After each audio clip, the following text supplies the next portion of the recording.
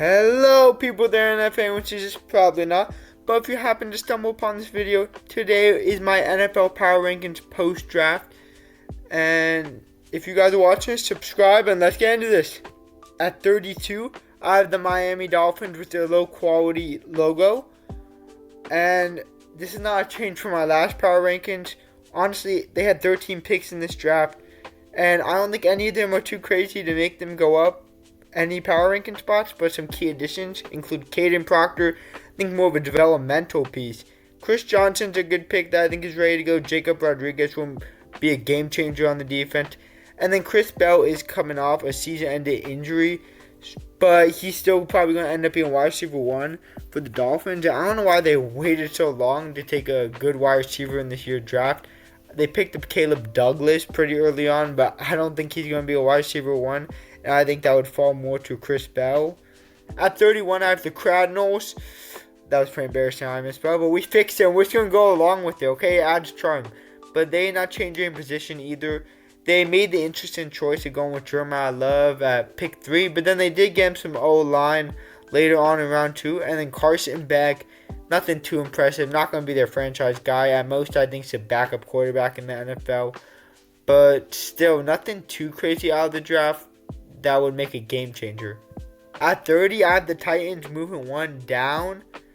Honestly, I didn't hate the draft, but as we're going to see after, I think some other teams made some better additions, like taking Carnell Tate at 4. I mean, obviously, Cam Ward needs that wide receiver 1, but you probably could trade down a little bit. I like the Keldrick Falk pick, to be honest.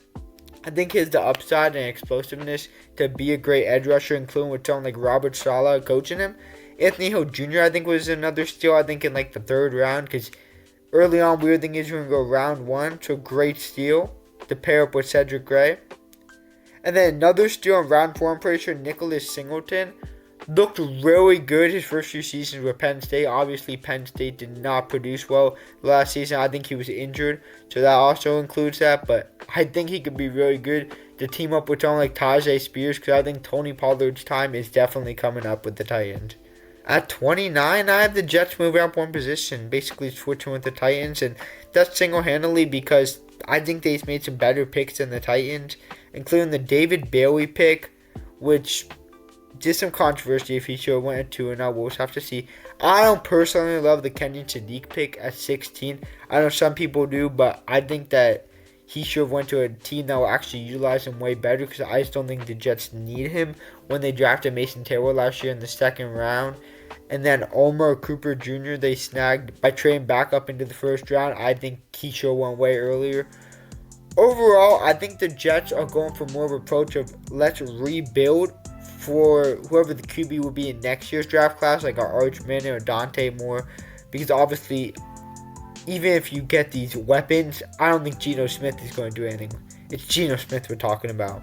Guys, I realize all these logos are awful quality, but who cares? The point's there. 28, the Raiders. Obviously, I know Fernando Mendoza was the first overall pick, but I'm still just going to have him going down 2. Not because, as I said, not every pick is bad, just some other teams need some other good picks that I think would help them win more.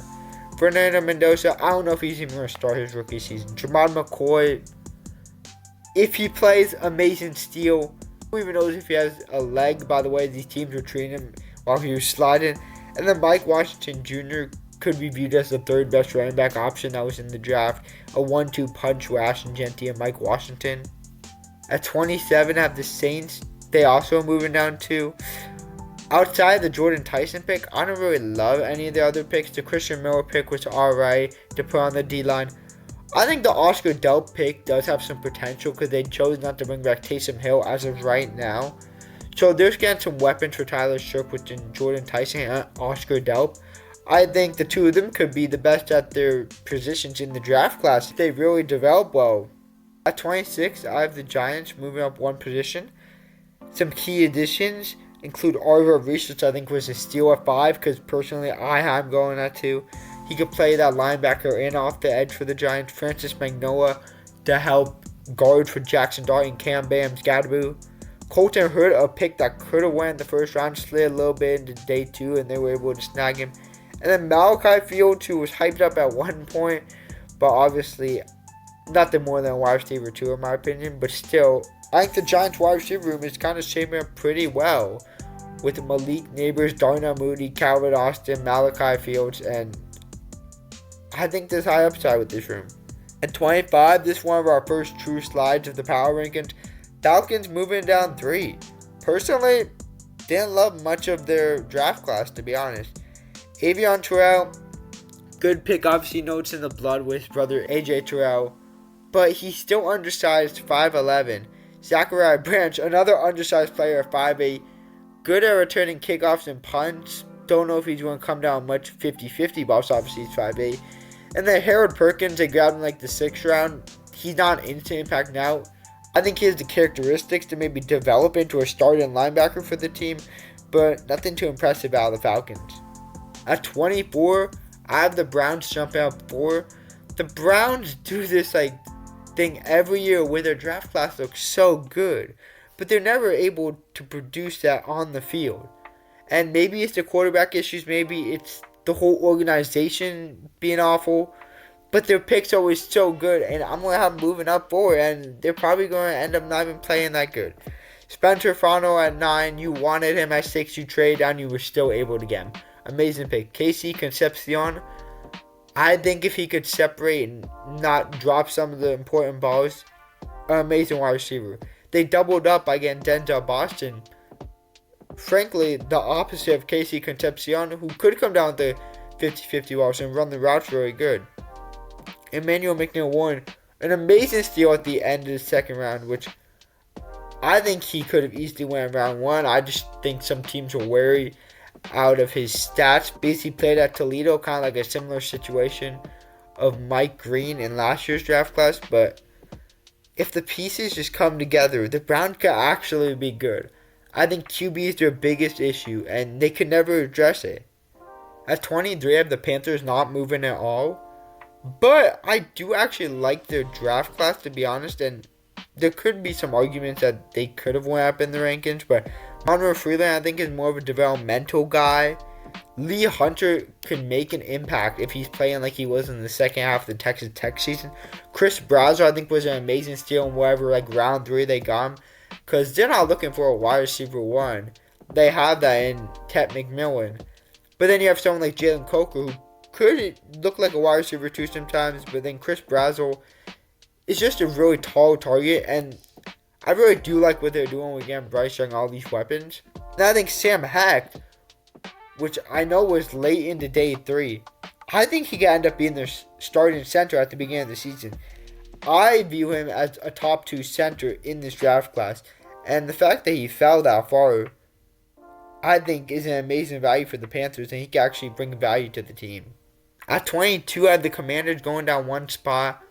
During the free agency power rankings, I really do like what they did on defense. And adding someone like Sonny Styles to that, I think will make their defense amazing. But they still have so much offensive issues like O-line and wide receiver and running back. And the only key addition on offense that I thought was valuable to even mention was Antonio Williams. But I still think he's more of like a kickoff return and punt returner guy. He's a little on the smaller side. And you need to get Jane Daniels some more weapons. I personally just don't love their draft class. At 21, I have the Buccaneers falling down 2 spots. Another one of those situations where I'm like, their draft picks aren't that bad, but I just had some other teams making better ones in my opinion. Ruben Bain, amazing value, will make an instant impact immediately. Josiah Trotter, I think, will also make an amazing impact immediately. If you look at his linebacker tape, he's actually pretty productive, and I think next to someone like Alex Angeloni will be pretty impressive. Probably replacing Levante David, obviously retired recently. Ted Hurst is an interesting wide receiver. He has the physicals. We've seen him make plays. A little hard to see how he's going to convert that into the NFL play, but I think could end up being like a wide receiver 2 by the end of the season for them. Keontae Scott, I know they got in day 3. Could play corner or safety. He has the build to play both. I think he's just going to be a little versatile piece. And then even someone like Billy Schrott that they got in the 6th round, I think people were really high on him. And I think he could be starter level. Obviously, probably more of a developmental piece, but I think he could be a starter one day. At 20, I have the Vikings going down 4. To be honest, in the other Power Rankings video, I think maybe I was a little just too high on them. But people are making these picks out of the Vikings seem like they were awful. The picks weren't even that bad. Caleb Banks was here, reach, I would say for sure. Was injury history. But Jake Golday, I think, was an amazing pick in round 2.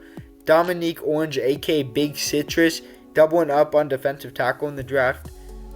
I personally like the picks. I can see how some people don't.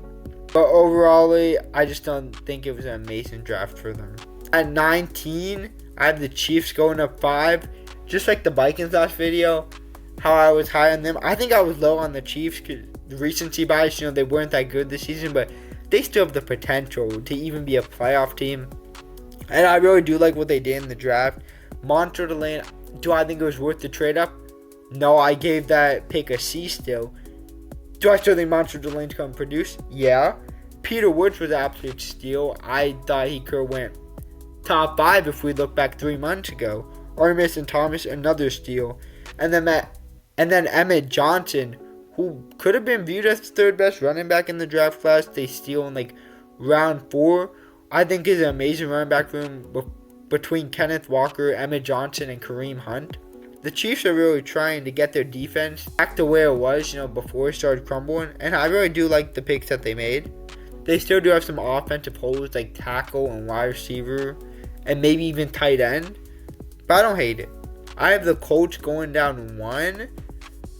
I don't hate the picks. I know they didn't have a lot of picks in this draft. But CJ Allen, I have going in the 1st round. So to steal him in round 2, I think was a great addition for the team. Jalen Farmer was a little bit of a lower round pick.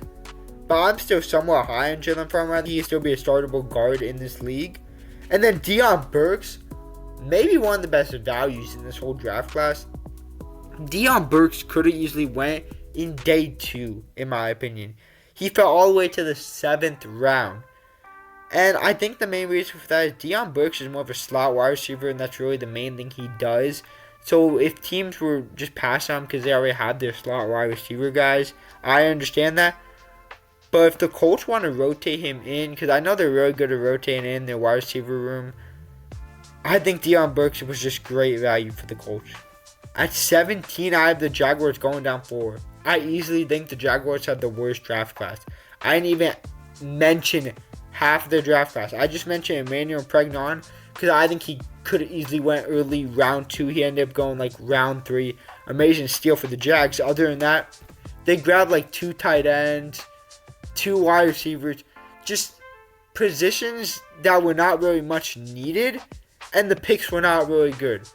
In round 2, they went this tight end that, no shade, the tight end out of A&M, which I didn't think he was that good of a player, to be honest. I didn't even know who he was. He had 200 yards on the season.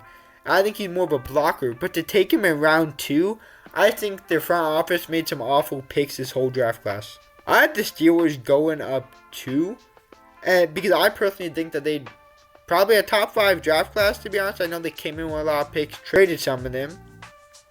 I know there was some backlash on the Max Enahacher pick after it happened from Steelers fans, but they were a little salty about Makai Lemon. But I think he has the potential to be the best tackle in the class if you look at his film.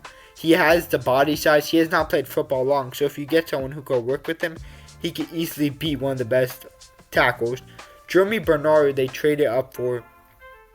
They're not looking for a wide receiver 1, or even a wide receiver 2 since they got Michael Pittman. So for Jeremy Bernard to be a wide receiver 3, he's not going to be anything too special, but he's going to be good. Never going to be a wide receiver 1, but is an amazing wide receiver 2. I mentioned Drew Aller here. I don't know how much of a key addition he is. I'm still higher on Will Howard than Drew Aller, but if you could develop his accuracy, he has the arm for it.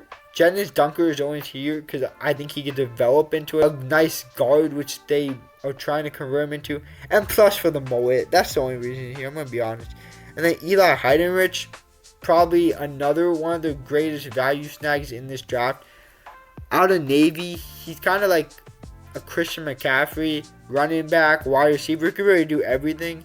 And I think that Pittsburgh could really open up their playbook and make some interesting plays happen with him. At 15, I have the Cowboys going up 5, to be honest. I don't really know how this happened for them going up 5. Because I made these power rankings right after the draft, and now I just got around to making this video.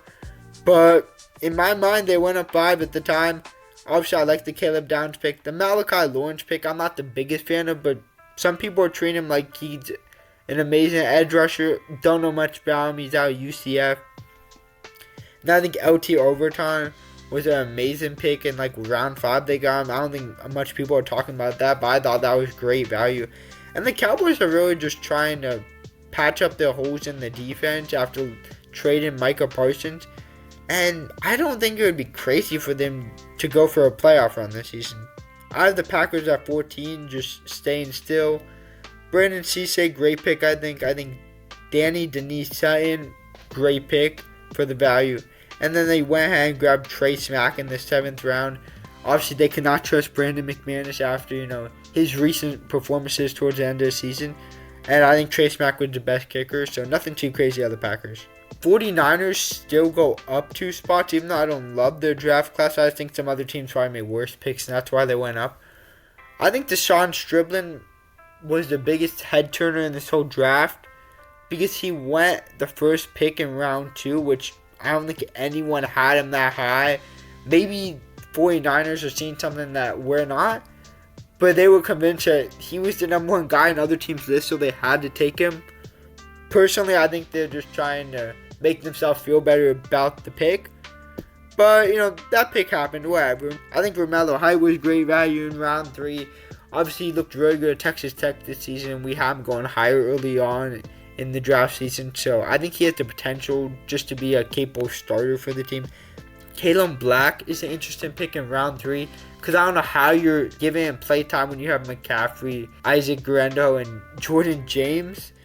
He's technically running back 4, but I do like what he did in Indiana. I think if this was a different team, he'd have a lot better chance of even being a running back 2.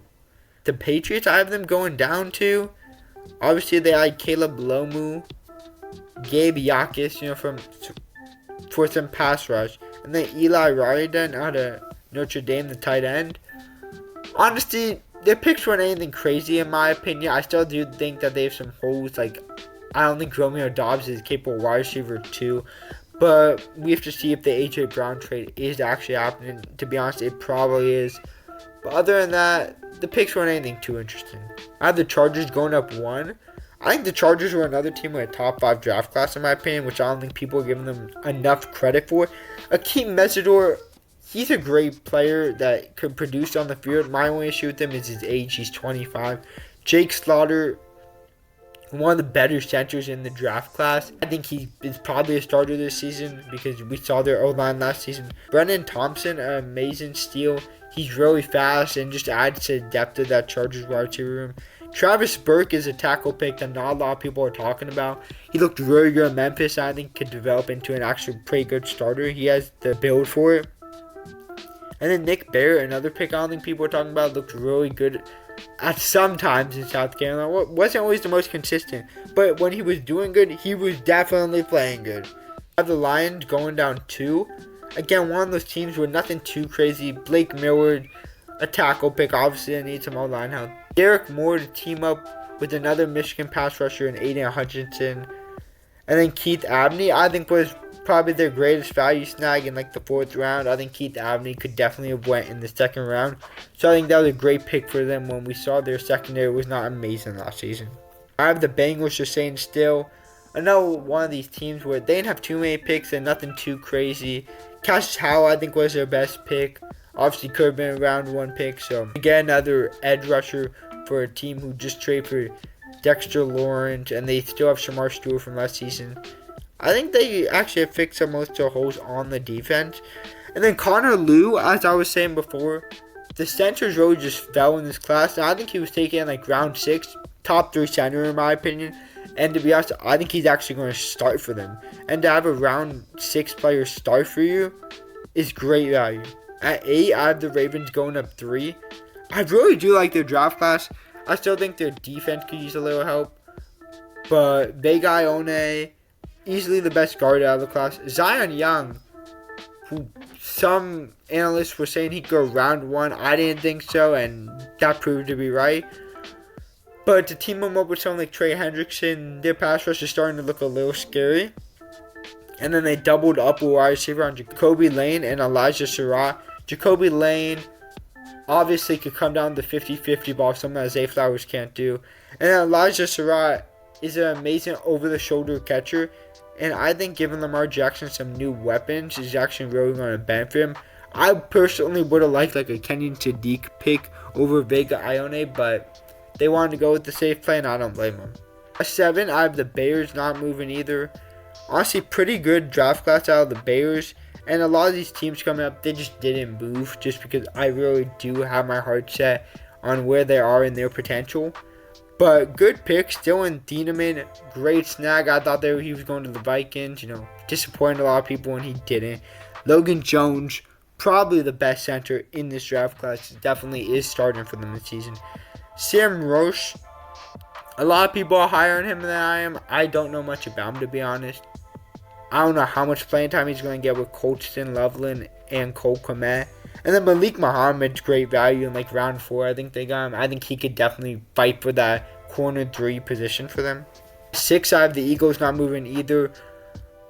Great additions with Makai Lemon. They stole by trading up in front of the Steelers. That definitely means the A.J. Brown trade is happening.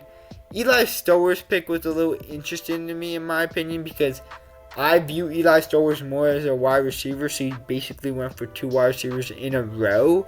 But then the Markel Bell pick, he has amazing size, almost 7 foot. So I think a developmental piece, but maybe starts for them 1 or 2 games this season. At 5, I have the Bills not moving. They got TJ Parker, which I mocked to them in the first round. They ended up trading back and still getting him, so they got some value there. Davison Igbinosun, probably not saying that right. Good corner out of Ohio State. A lot of these picks are more for depth for the Bills. I don't think like he's going to start. And the Skyler Bell, I can see them putting him in the slot sometimes. I don't think he's like a wide receiver 2, but maybe like a wide receiver 4, wide receiver 3 type of guy. At 4, I have the Texans not moving either. They had some great picks to begin with, but then it went downhill fast. They traded up for Kalen Rutledge, which, if they really think that's their guy, I don't blame them. And I think CJ Stroud could use any help he could get. Caden McDonald, I think, was an amazing pick. They traded up in front of the Giants to grab him, and they're just making that defense even stronger than it already was. I think that they could be Super Bowl favorites, to be completely honest, if CJ Stroud doesn't play like a bum. Marlon Klein, interesting pick. They're trying to get some young tight ends in there to replace Dalton Schultz. I don't know if I want to win Marlon Klein over some of the other tight ends were still on the board. 3, I have the Broncos. They didn't have round 1 or round 2 picks. But the picks that they have, they took some value. Jonah Coleman in round 4. I don't know how much he's actually going to play this season. Obviously with J.K. Dobbins and R.J. Harvey. But if he could get on the field, I think he could be a pretty good player and eventually even be a running back too for them. Cage Casey with a good tackle for Boise State, and it's just more depth for them, to be honest, because their O-line's already amazing. And then a pick that I don't see a lot of people talking about is Mr. Irrelevant, Red Murdoch. Obviously, there's a reason he didn't go to the last pick in the draft. But if you look at this dude's tape and his stats, this dude's a great tackler.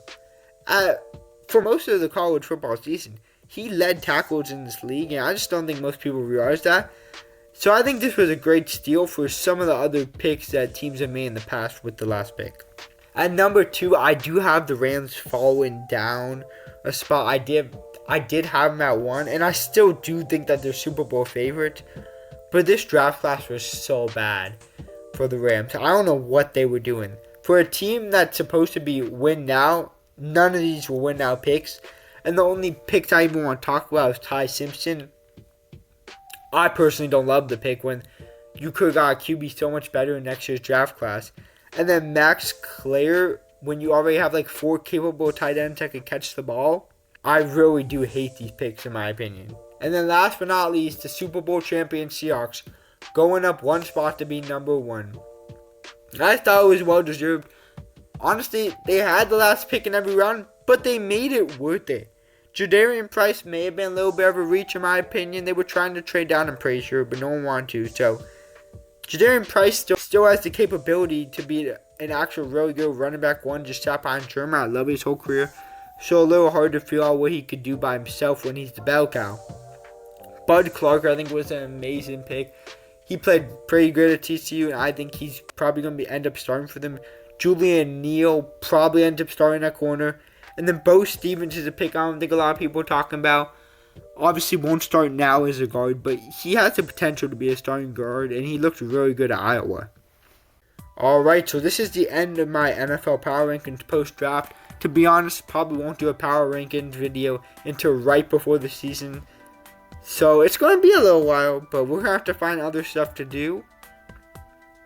And I know my Power Rankings probably are way more casual than if you look at analyst Power Rankings, but we're just here to have a little fun. And if anyone watch, I really appreciate it. I would appreciate a like and subscribe, and I'll see you guys.